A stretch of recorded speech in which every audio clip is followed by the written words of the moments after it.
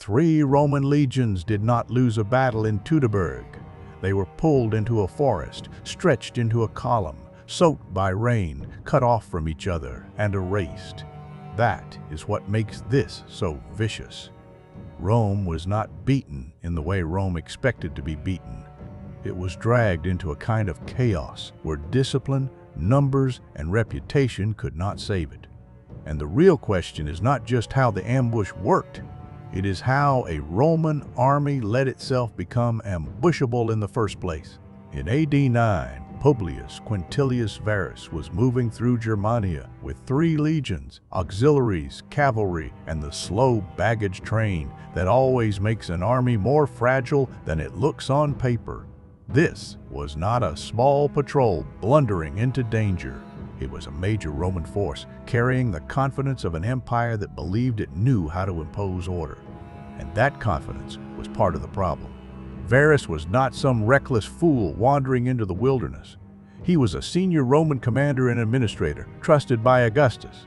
Men like him were used to entering difficult regions, enforcing authority, settling disputes, collecting obedience, and turning unstable ground into governed space. Germania did not look fully secure, but it looked manageable. Rome thought it was dealing with unrest inside a zone it already controlled. That assumption poisoned everything that followed. Then there was Arminius, and this is where the story turns from dangerous to deadly. Arminius was not an outsider guessing how Romans worked. He had served with them. He understood their habits, their expectations, their strengths, and their blind spots. He knew how Roman commanders thought. He knew how Roman columns moved. He knew what kind of information they trusted and what kind of terrain they hated.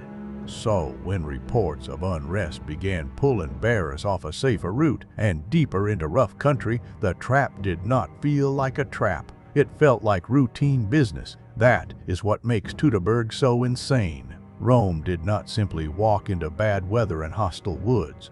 It was guided there by someone who understood the machine from the inside. And once that machine entered the wrong environment, everything that made Rome dangerous became harder to use. The terrain did the first part of the killing. Rome wanted visibility, order, and room to form. It wanted units that could see each other, support each other, and respond to command with precision. Teutoburg gave it the opposite. Forest, mud, narrow paths, broken ground, rain. A long marching column mixed with carts, animals, camp followers, and all the clutter that turns movement into friction. In open country, Roman discipline could absorb shock and return it with force. In this ground, the same army became slower, blinder, and more vulnerable with every mile. And then the attacks began. Not one clean clash, not one heroic line meeting another line in open battle. Repeated strikes along the moving column, missiles from cover, sudden assaults where the Romans were exposed, quick withdrawals before the legions could fully organize a proper response. The warriors attacking them did not need to defeat Rome in the kind of battle Rome trained for. They only needed to keep the Romans from becoming Roman in the tactical sense. That sounds abstract, but it is the heart of the disaster. A legion in formation is a weapon. A legion chopped into muddy segments is just a series of isolated fights. This is the trigger moment where the ambush becomes a collapse. Once the column loses rhythm, everything begins feeding everything else. Wounded men slow the march. Baggage blocks movement. Horses panic. Mud pulls carts offline.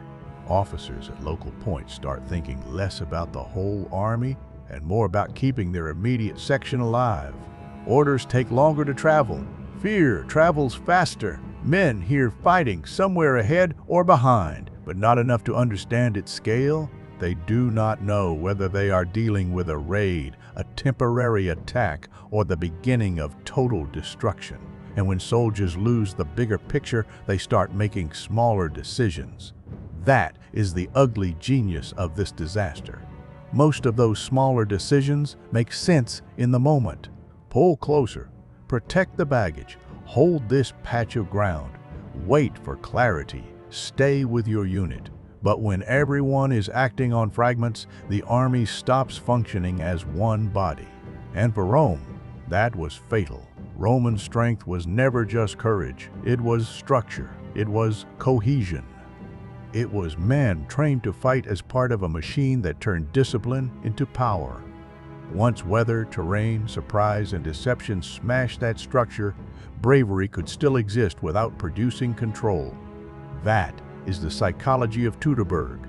Panic is not always wild screaming and instant flight. Sometimes it is tighter than that, colder than that. It is men becoming more defensive, more local, more uncertain. It is officers clinging to partial control because they no longer trust the wider picture. It is groups fighting hard but no longer fighting together. It is everyone reacting instead of shaping events. And once an army is trapped in reaction, it begins losing before it fully understands that it is losing.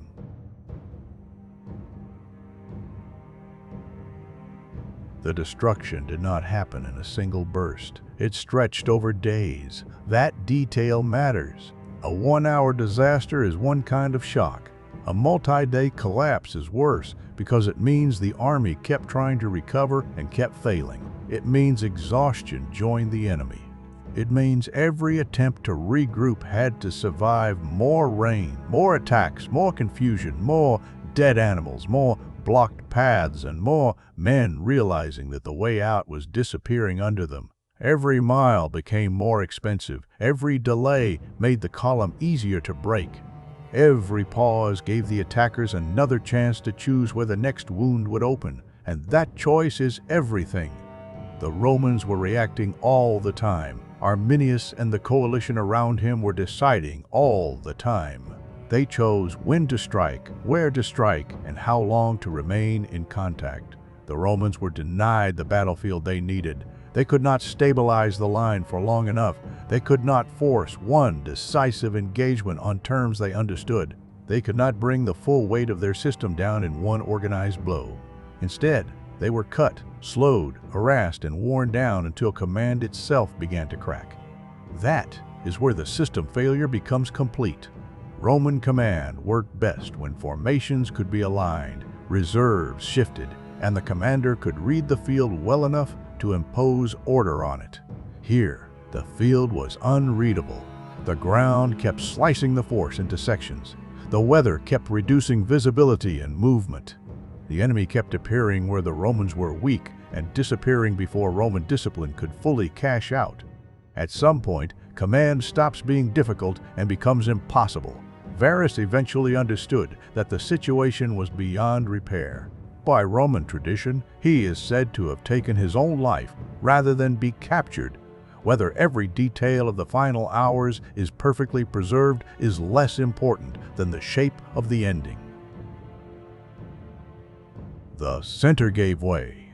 Once that happened, what remained was not an army in the real sense. It was a collection of trapped groups fighting in fragments inside hostile terrain with no functioning way to restore the whole. The result was one of the worst defeats in Roman history.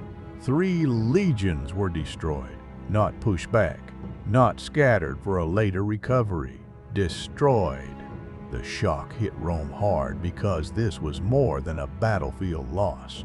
It was a humiliation of Roman confidence. An empire that believed it could organize the world had been lured into a forest and broken apart by weather, terrain, deception, and an enemy that understood exactly where order becomes fragile. And the consequence went beyond the dead. Rome would return with force later. It would punish, raid, and reassert itself. But Teutoburg helped set a limit. This was one of those moments where imperial momentum hit something it could not easily digest. Not because Rome lacked courage, not because Rome forgot how to fight, but because even the strongest military system can be dragged into conditions where its strengths no longer function properly. That is the real lesson of Teutoburg. This was not just a clever ambush. It was a disciplined machine being pulled into an environment where discipline alone could not save it. Varus trusted the wrong man, accepted the wrong picture, and marched through the wrong ground under the wrong assumptions. Arminius did not beat Rome by matching Rome in open battle. He beat it by taking away the conditions Rome needed to be itself. 3 legions vanished in the woods because the empire did not fail at courage. It failed at judgment, awareness, and control. And once those broke, everything else followed. This was not just a defeat. It was a system collapsing under pressure.